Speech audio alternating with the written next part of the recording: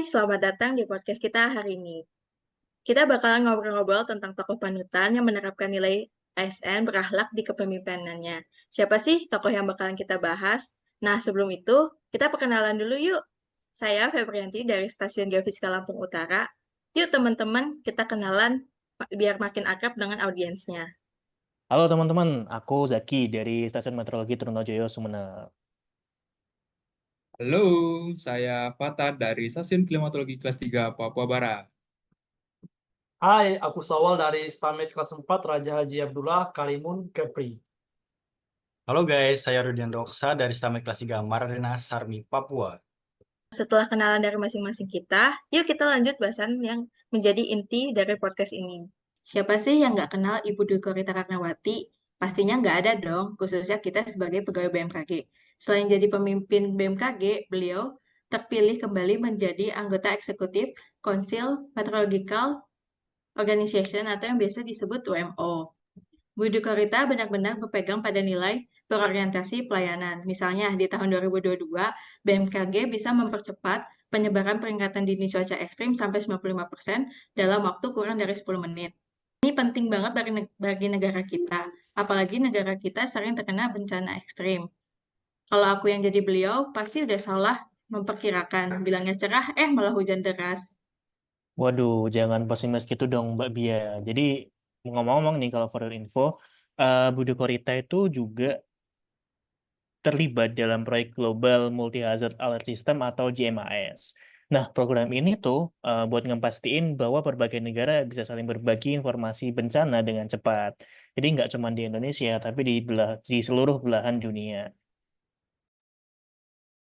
Nah, dan saya suka Budi Korita ini selalu memastikan bahwasannya informasi BMKG itu dapat dimengerti oleh masyarakat umum gitu. Jadi kalau misalkan ada cuaca buruk, orang-orang itu langsung paham dan tahu harus melakukan apa gitu.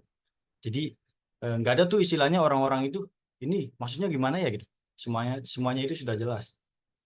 Wah, luar biasa ya Bu Dwi kalau dari segi kualitas pelayanan. Tapi kalau kita coba tinjau Ibu Dwi dari segi akuntabilitas juga keren. Tahu nggak, Bu Dwi Korita ini luar biasa loh kalau dari segi akuntabilitas. Misalnya nih ya teman-teman, BMKG itu bisa meningkatkan akurasi prediksi cuacanya itu hampir 100%. Dalam hal ini 90%. Nah, coba teman-teman bayangin ya, akurasi prediksi cuaca ini penting banget untuk kehidupan kita sehari-hari. Terutama mitigasi bencana nih. Mungkin kalau saya ngerjain prediksi, bakal salah baca data dan prediksinya bakal keliru sih. Benar juga kata Syawal. Nah, dalam upaya menjaga akuntabilitas dan keakuratan informasi, Budi Korita menegaskan bahwa setiap data dan informasi yang disebarluaskan oleh BMKG melalui proses validasi yang ketat. Nah, memastikan bahwa setiap laporan yang Anda terima adalah hasil dari penelitian dan pengecekan yang mendalam, sehingga Anda bisa merasa yakin bahwa informasi tersebut dapat dipercaya dan tepat. Waduh, luar biasa sekali nih kalau dari segi akuntabilitas Budu ya. Tapi selain ditunjang akuntabilitas, beliau tuh dari sisi kompetensi udah unggul banget ya. Dan yang paling bikin kagum, tahu nggak teman-teman, sebelum bergabung di BMKG, Budu itu pernah jadi rektor perempuan pertama di UGM loh. Di situ, beliau tuh benar-benar mendorong riset dan inovasi, terutama di bidang mitigasi kebencanaan, karena background beliau emang di bidang geologi. Jadi pengalaman akademis ini jelas sangat membantu beliau saat menjabat di BMKG sebagai kepala BMKG gitu. Selain itu, Budi Korita ini juga baru memulai program untuk mencetak 500 dokter di BMKG loh. Bayangin 500 dokter. Kalau misalkan saya yang disuruh ambil dokter, aduh baru 2 minggu aja udah pusing bikin disertasi nih.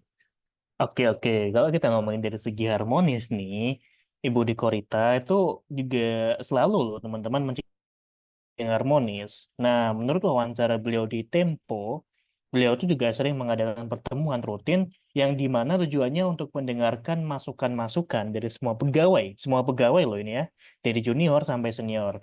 Nah, itu merupakan cara beliau menjaga keharmonisan di BMKG.